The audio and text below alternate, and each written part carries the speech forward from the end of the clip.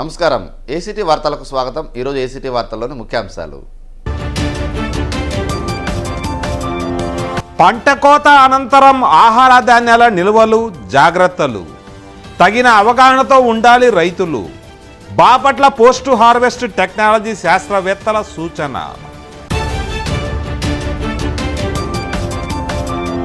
వేసవి కాలంలో సందడి సమస్యల వలయంలో సుప్రసిద్ధ పర్యాటక కేంద్రం. వెంటనే స్పందించాలని పర్యాటకుల విజ్ఞప్తి.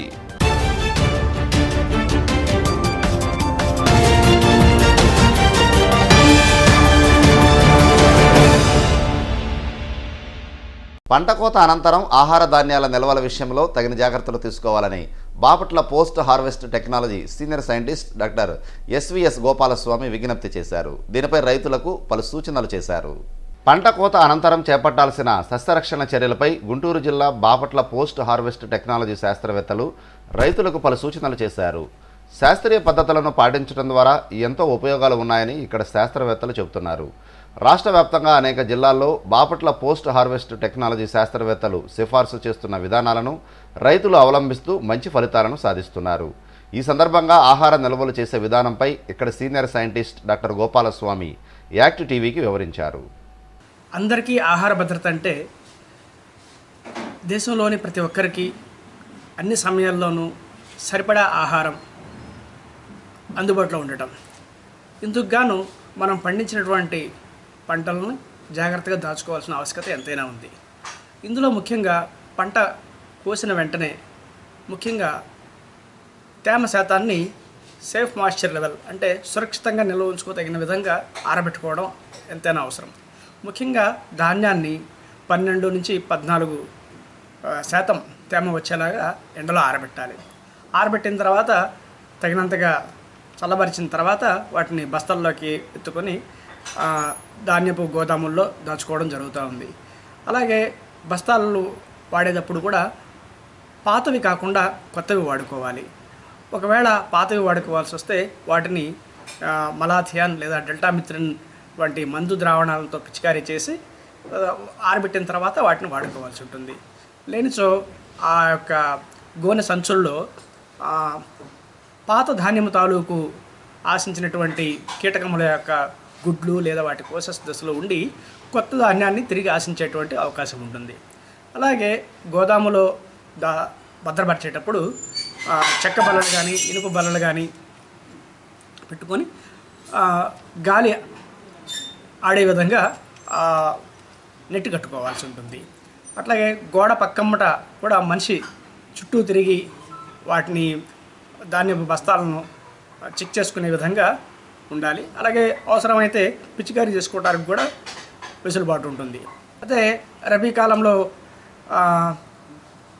ధాన్యం వరి తర్వాత అపరాలు కూడా ఎక్కువగా వేస్తూ ఉంటారు. ఇక్కడ మినుములు, పెసర, కంది ముఖ్యంగా మన గుంటూరు జిల్లాల్లో కానీ పక్క కృష్ణా, ప్రకాశం జిల్లాల్లో కూడా ఎక్కువగా పండిస్తారు.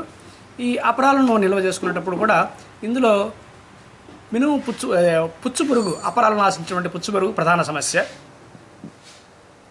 ఇది క్షేత్రస్థాయిలోనూ ఆశిస్తూ ఉంటుంది. సాధారణంగా గోదాముల నుంచే రెక్కల పురుగులు ఎగిరి వెళ్ళి పక్వానికి వచ్చినటువంటి ఈ కందులను, మినుములు, పెసలు వాటి కాయల మీదే ఆశించి గింజలను తిని నాశనం చేస్తాయి. ఈ క్షేత్రస్థాయిలో ఆశించేటువంటి పురుగు కేవలం 1 నుండి 2% ఉన్నప్పటికీ మనం సరైన సమయంలో వాటిని గమనించి తగినటువంటి చర్యలు తీసుకోకపోతే ఈ 1 లేదా 2% ఆశించినటువంటి పురుగే 4-5 నెలల్లో పూర్తిగా మన అపరాల గింజలను నాశనం చేసేటువంటి ప్రమాదం ఉంది. దీనికి కూడా ముఖ్యంగా తేమ శాతాన్ని తగ్గించుకోవాలి.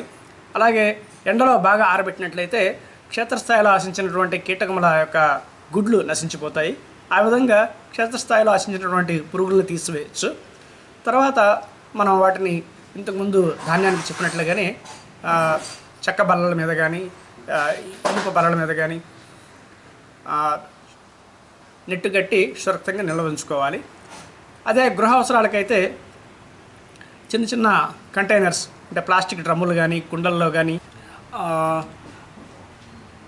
బూడిద లేదా ఇసుక వంటి పదార్థాలను ఉపయోగించి కూడా నిల్వ ఉంచుకోవచ్చు. దీనికి ఏంటంటే ఈ పుచ్చు పురుగు అపరాలలో ఉండి కదలటానికి కాస్త స్పేస్ ఖాళీ అవసరం అవుతూ ఉంటుంది. గింజల మధ్య ఉన్నటువంటి ఖాళీ దాని మూమెంట్స్కి కదలికలకు సరిపోతుంది. అయితే మనం బూడిద లేదా ఇసుక వేయడం ద్వారా గింజల మధ్య ఉన్న ఖాళీని పూరిస్తూ ఉన్నాము. అటువంటప్పుడు దాని ఆ పురుగు యొక్క కదలికలకు అంతరాయం ఏర్పడి కదలలేవు. తద్వారా ఏంటంటే ఉత్తరోత్తర ఆశించినటువంటి పుచ్చు పురుగును మనం నివారించుకోవచ్చు. దీనికి ముందుగా మనం క్షేత్రస్థాయిలో ఆశించినటువంటి కీటకం తాలూకు గుడ్లను ఎండలో ఆరబెట్టి నాశనం చేస్తాము. తర్వాత గింజలను చక్కగా నార్మల్ సాధారణ ఉష్ణోగ్రత వచ్చేంత వరకు చల్లబరిచి వాటిని ప్లాస్టిక్ డ్రమ్లో వేస్తాము. ప్లాస్టిక్ డ్రమ్లో వేసిన తర్వాత ఏటి ఇసుక లేదా నది ఇసుక తీసుకొని రాళ్ళు గులకరాళ్ళు అలాంటివి లేకుండా జల్లించి దాన్ని ఈ అపరాల పైన వేసి డబ్బాను నెమ్మదిగా తట్టాలి. తద్వారా గింజల మధ్య ఉన్న ఖాళీ ఇసుక చేత పూరింపబడుతుంది. దాని తర్వాత కూడా గింజల యొక్క ఉపరితలంపై కనీసం 3 సెంటీమీటర్ల మందం వచ్చేలాగా ఇసుక పొరను ఏర్పరిచినట్లయితే తర్వాత బయట నుంచి వచ్చేటువంటి కీటకాలు ఈ అపరాలను మినుములు పెసరలను ఆశించవు. ఆల్రెడీ క్షేత్రస్థాయిలో ఉన్నదాన్ని ఎండబెట్టడం ద్వారా తీసివేయడం జరిగింది. ఇక తదుపరి ఆశించేటువంటి పుచ్చు పురుగుకి వాటి నుండి రక్షణ కవచంగా ఇసుక పొర ఉపయోగపడుతూ ఉంది. అలాగే మిగతా ధాన్యం కానివ్వండి, అపరాలు, పప్పులు లేదా చిరుధాన్యాలు కానివ్వండి, వీటన్నిటికి కూడాను గృహ అవసరాల కోసం వాడుకునే నిమిత్తం తక్కువ క్వాంటిటీస్లో తక్కువ మోతాదుల్లో వాడుకునేటప్పుడు వసకొమ్ములను వాడుకోవచ్చు. వసకొమ్ములు కిలోకి ఒక 5 గ్రాములు 50 గ్రాములు వేసినట్లయితే ఆ యొక్క వాసనకి కీటకాలు దరిచేరవు. అట్లాగే వేపాకులు, వసకొమ్ములు, ఉత్తరాయణాకులు వేయడం కూడా ఇదివరకులో చేసేవాళ్ళు. అయితే అవి ఏంటంటే తక్కువ కాలం వరకు మాత్రమే పనిచేస్తాయి. వసకొమ్ములు కానీ ఇసుక పొర ఏర్పరచడం కానీ ఇవి కనీసం సంవత్సరం వరకు కూడా అపరాలలో పుచ్చు పురుగు ఆశించకుండా దాచుకోవడానికి అవకాశం ఉంటుంది. అయితే ఈ ఇసుక పొర వేసి దాచినటువంటి అపరాలు విత్తనంగా కూడా వాడుకోవచ్చు. దాదాపు సంవత్సరం పాటు మొలక శాతం, సాధారణంగా అపరాల్లో మొలక శాతం దేనివల్ల పోతుందంటే పుచ్చు పురుగు ఆశించడం వల్ల పోతూ ఉంది. పుచ్చు పురుగు ఆశించట్లేదు, దానికి తోడు మొలక శాతం కూడా ఎట్టి పరిస్థితులను కోల్పోకుండా మనం తదుపరి సీజన్ వరకు దాచుకోవడానికి అవకాశం ఉంటుంది. సాధారణంగా ధాన్యంలో కానీ అపరాల్లో కానీ కీటకాలు ఆశించడం వల్ల కలిగేటువంటి నష్టము చాలా ఎక్కువగానే ఉంటుంది. అయితే మనం ముందుగా కనుక గ్రహించినట్లయితే ఎక్కువ నష్టం కాకుండా కాపాడుకోవచ్చు. అయితే మనం గమనించే స్థాయికి పురుగు వచ్చిందంటే ఆసరికే నష్ట స్థాయి కూడా కొంచెం ఎక్కువగానే ఉండవచ్చు. ఎందుకంటే ఈ కీటకాలు చాలా చిన్నవిగా ఉంటాయి కాబట్టి మనం గమనించే నాటికి కొంత నష్టం జరిగి ఉంటుంది. కాబట్టి తొలుతగా చెప్పినట్లు కొన్ని పద్ధతులను, శాస్త్రీయ పద్ధతులను పాటించడం, అంటే ముఖ్యంగా ఎండలో ఆరబెట్టుకోవడం, తేమ శాతాన్ని తగ్గించడం, గాలి వెలుతురు సోకే విధంగా నెట్టు కట్టుకోవడం, చక్కగా మానిటర్ చేసుకుంటాం, గమనించుకుంటూ ఫ్రీక్వెంట్గా క్రమంగా గమనించుకుంటూ ఉండి తగినటువంటి చిట్కాలు కానివ్వండి, తదుపరి చర్యలు పాటించడం ద్వారా మనం ఎంతో కష్టపడి కష్ట నష్టాలకు వచ్చి పండించినటువంటి ధాన్యాన్ని నష్టపోకుండా కాపాడుకోవచ్చు. సుప్రసిద్ధ పర్యాటక కేంద్రం సూర్యలంక తీరంలో వసతులు కరువయ్యాయి. వేసవి సెలవుల నేపథ్యంలో ఇప్పుడు 2 తెలుగు రాష్ట్రాల నుండి పెద్ద ఎత్తున పర్యాటకులు విచ్చేస్తూ ఉంటారు. ఇక్కడ వసతుల కల్పనలో మాత్రం చర్యలు తీసుకోవడం లేదు. 2 తెలుగు రాష్ట్రాల్లో సుప్రసిద్ధ పర్యాటక కేంద్రంగా విరాజిల్లుతున్న గుంటూరు జిల్లా బాపట్ల సూర్యలంక తీరంపై పాలకుల నిర్లక్ష్యం అనాదిగా వెంటాడుతుంది. ఈ తీరానికి ప్రత్యేక ప్యాకేజీ అందిస్తామని 6 ఏళ్ల క్రితం 3 కేంద్ర మంత్రులు ఇచ్చిన హామీ సముద్రపు అలల్లో కలిసిపోయింది. పేరుకే పర్యాటక కేంద్రం, తీరమంతా సమస్యల నిలయంగా మారింది. సూర్యలంక తీరంపై యాక్ట్ అందిస్తున్న స్పెషల్ ఫోకస్. గుంటూరు జిల్లా బాపట్లలోని సుప్రసిద్ధ పర్యాటక కేంద్రం సూర్యలంక తీరానికి 2 తెలుగు రాష్ట్రాల నుండి పర్యాటకులు విచ్చేస్తూ ఉంటారు. ఇది ఒక సుందర మనోహరమైన సముద్ర తీరంగా ఖ్యాతి గడించింది. ఆంధ్ర గోవాగా ప్రసిద్ధికెక్కింది. నవ్యాంధ్ర రాజధానికి అతి సమీపంలో ఉన్న ఈ ప్రాంతాన్ని అభివృద్ధి చేయడంలో పాలకులు అనాదిగా నిర్లక్ష్యం చేస్తూనే ఉన్నారు. 2013 జూన్లో బాపట్ల సూర్యలంక సముద్ర తీరంలో సాగర సంబరాలు నిర్వహించారు. అప్పుడే కేంద్ర మంత్రి పనబాక లక్ష్మి ఆధ్వర్యంలో ఈ సంబరాలను అంబరాన్ని తాకేలా నిర్వహించారు.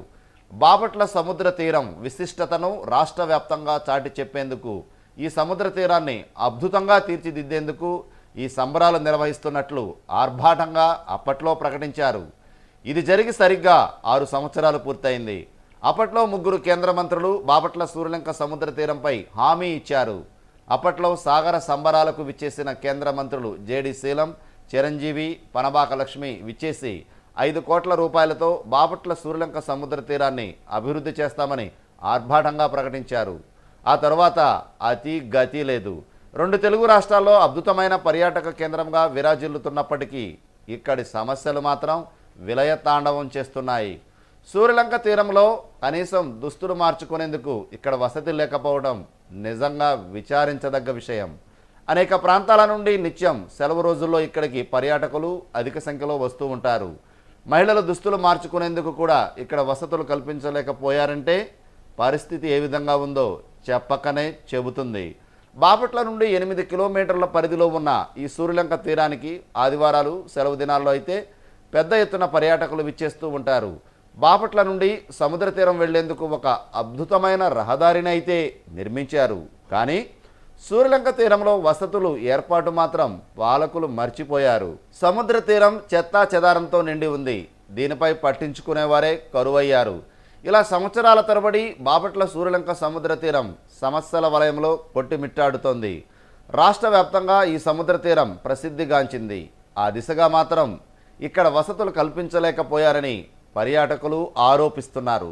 ఎలుకల బెడదపై రైతులు అప్రమత్తంగా ఉండాలని, లేని పక్షంలో పెద్ద ఎత్తున రైతుల పంటను నష్టపోవాల్సి ఉంటుందని బాపట్ల వ్యవసాయ పరిశోధనా స్థానం senior scientist doctor C V Ramarao అన్నారు. సామూహికంగా ఎలుకలు నిర్మూలించేందుకు చర్యలు చేపట్టాలన్నారు. ప్రస్తుతం మనం గమనించినట్టయితే మన రాష్ట్రంలో ఈ సంవత్సరము వరిలో ఎలుకల బెడద చాలా ఎక్కువగా రావడం జరిగింది. రైతులు కూడా చాలా నష్టపోవడం జరిగింది. సో కాబట్టి మళ్ళీ వచ్చే సంవత్సరం కూడా ఎక్కువ రావడానికి అవకాశం ఉంటుంది. కాబట్టి మనం ఈ మే జూన్లోనే మనం దాన్ని నివారించుకోగలిగితే, ఎందుకంటే ఈ టైంలో మనకి ఎక్కడ కూడా పంటలు ఉండవు. కాబట్టి మనము పెట్టినటువంటి ఆహారాన్ని ఎలుకలు చాలా తొందరగా తీసుకొని తినేస్తాయి. కాబట్టి వాటిని నివారించడం అనేది చాలా తేలిక. కాబట్టి ఈ సమయంలో నివారణ కానీ ఉపయోగించాలి. మనం ముఖ్యంగా చూసుకుంటే మనకు వరిలో 3 రకాల ఎలుకలు, అంటే పెద్ద పందికొక్కు, చిన్న పందికొక్కు, అలాగే చిట్టెలుక, ఇలాంటివి మనకి ఎక్కువగా వరిలో మనకి నష్టం కలగజేస్తూ ఉంటాయి. కాబట్టి వీటి నివారణ చేపట్టాలి. నివారణ చేపడటం అనేది ఒక సామూహికంగా, అంటే చాలామంది రైతులు కలిసి సామూహికంగా ఒకేసారి 100 ఎకరాల్లో కానీ నివారణ చేపడితేనే మనం దీన్ని సక్సెస్ఫుల్గా ప్రోగ్రామ్ చేయగలుగుతాం. ఒకళ్ళు ఇద్దరు పెడతాం వలన దానివల్ల అటు ఎటువంటి ఉపయోగం లేదు. ఎందుకంటే మనం ఈ చేలో మందు పెట్టినప్పుడు ఇక్కడ తింటే చచ్చిపోతే మళ్ళీ పక్క చేలోంచి మళ్ళీ మన చేలోకి వస్తాయి. కాబట్టి దాన్ని మనం చేపట్టాలి.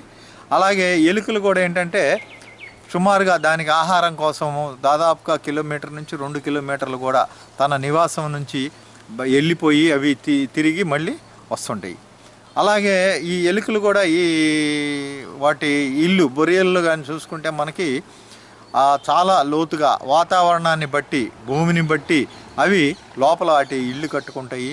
అలాగే ఇల్లు కూడా సపరేట్ గదులు ఉండేటట్టుగా కట్టుకొని, అలాగే బయటికి ఏదైనా శత్రువు వస్తే బయటికి తప్పించుకుపోవడానికి ఉండేటట్టుగా మళ్ళీ వేరే ద్వారాలు కూడా పెట్టుకోవడం జరుగుతుంది. అలాగే ఈ మనం సైంటిఫిక్ కాకుండా ఎట్లా పడితే అట్లా ఎలుకలని నివారించాలని చూసినప్పుడు కానీ, లేదంటే ఈ ప్రకృతి వైపరీత్యాలు వచ్చినప్పుడు కానీ ఏం జరుగుతుందంటే ఎలుకల్లో కూడా ఒక గుణం ఉంది. దాన్ని సంతానోత్పత్తిని పెంచుకునే అవకాశం కూడా చాలా ఎక్కువ ఉంటుంది. మామూలుగా అయితే 1:1 రేషియోలో అది ఎలుకలు అంటే ఆడ మగ పెడతా ఉంటాయి. అదే మనం అశాస్త్రీయంగా ఎలుకల నివారణ పద్ధతి కానీ చేసినట్టయితే అప్పుడు ఏమవుతుందంటే ఒక మగ ఎలుకకి 2 ఆడ ఎలుకలు వచ్చేటట్టుగా పెడుతుంది. అంటే దాన్ని ఒకేసారి సంతానోత్పత్తిని బాగా పెంచేసుకుంటుంది. మామూలుగా 6 నెలలు గ్యాప్ ఉన్నప్పుడు అంటే గర్భం ధరించడానికి, గర్భం వచ్చి డెలివరీ అయిన తర్వాత మళ్ళీ గర్భం ధరించడానికి 6 నెలలు ఉంటే ఇటువంటి సమయాల్లో ఏమవుతుందంటే అసాధారణ పరిస్థితులు వచ్చినప్పుడు ఏమవుతుందంటే 2 రోజులు గ్యాప్ తోటే మళ్ళీ గర్భం ధరిస్తూ ఉంటుంది. అట్లాగే ఒక ఈతకి 6 నుంచి 8 పిల్లలు పెడితే మామూలు దాంట్లో ఇటువంటి అసాధారణ పరిస్థితుల్లో వచ్చేసరికి దాదాపు 20-22 పిల్లల దాకా కూడా ఎలుకలు పెడుతుంటాయి. కాబట్టి ఎలుకల నివారణ సామూహికంగా చేయటము, సమగ్ర యాజమాన్య పద్ధతులు పాటించడం ద్వారా మనం వీటిని బాగా కంట్రోల్ చేయడానికి అవకాశం ఉంది. ఇక నివారణ పద్ధతులు కానీ చూసుకుంటే మనందరికీ తెలుసు, మనకి అంతకుముందు వార్ఫరిన్ అనే మందు ఉంది. ఆ వార్ఫరిన్ అనే మందుకి వాటికి రెసిస్టెన్స్ వచ్చేసింది. అందువల్ల ఇప్పుడు ఆ వార్ఫరిన్ మందును కూడా ఆపేయడం జరిగింది. ఆ మందు మనం వాడటం వల్ల ఎటువంటి నివారణ జరగదు. సో ఇప్పుడు కొత్త మందులైనటువంటి యాంటీకోగులెంట్స్, ఈ బ్రోమోడైలాను ఇట్లాంటి మందులుగా మాత్రం మనకి బాగా ఉపయోగపడుతున్నాయి. అలాగే ఎక్కువ లో కానీ ఉంటే అంటే ఎకరానికి 50 కంటే కూడా ఎక్కువ లైవ్ బర్రోస్ అంటే ఎలుకలు ఉండే ఎలుక కన్నాలు కానీ ఎక్కువగానే ఉంటే మాత్రం చాలా ఎక్కువగా ఉన్నట్లు లెక్క. అటువంటి అప్పుడు ఏంటంటే మనము జింక్ ఫాస్ఫైడ్ మందుని మనం వాడుకోవాలి. అయితే ఈ జింక్ ఫాస్ఫైడ్ మందుకు కూడా ఎలుకకి గుర్తుపట్టగలిగే శక్తి ఉంది కాబట్టి ముందుగా ఏం చేయాలంటే దాన్ని అలవాటు చేయాలి. ఎలుకకి అలవాటు చేయాలంటే ఎర తయారు చేసుకొని ఒక 98 గ్రాములు నూక కానీ ఏదన్నా తీసుకొని దాంట్లో ఒక 2 గ్రాములు నూనె కలిపి మనం ఎర తయారు చేసుకొని ఒక 2 రోజులు కానీ మనం రోజు వాటికి ఎర్ర మందు అలవాటు చేసుకొని ఆ తర్వాత ఈ 96 గ్రాముల నూకలకి 2 గ్రాముల నూనె 2 గ్రాముల జింక్ ఫాస్ఫైడ్ మందుని కలిపి ప్యాకెట్ల కింద తయారు చేసి ఎలుక బొరియల్లో కానీ వేసేసినట్లయితే మనం సమర్థవంతంగా నివారించుకోవచ్చు. సో ఇవి కాకుండా మానిటరింగ్ కూడా చాలా ముఖ్యం. అలాగే ఇదివరకంటే మనకి చాలా పక్షులు ఈ గుడ్లగూబలు కానీ ఇట్లాంటివి ఎక్కువ ఉండటం వలన ఇవి ఎలుకల్ని తినేసి చంపుతూ ఉంటాయి.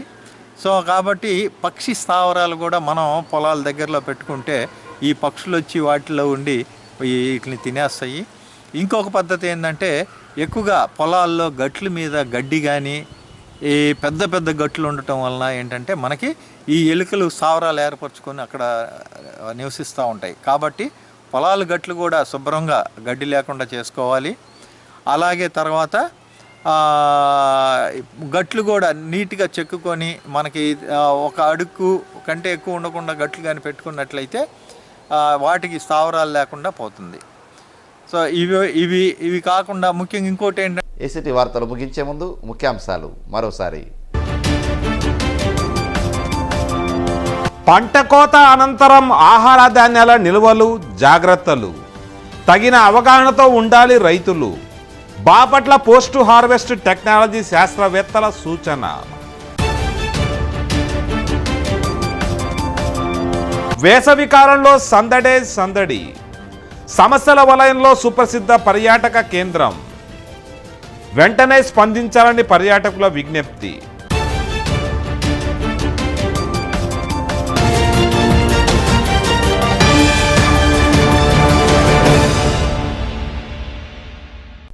ఏసీటీ వార్తలు సమాప్తం. మరో బులెటిన్లో మళ్ళీ కలుసుకుందాం. నమస్కారం.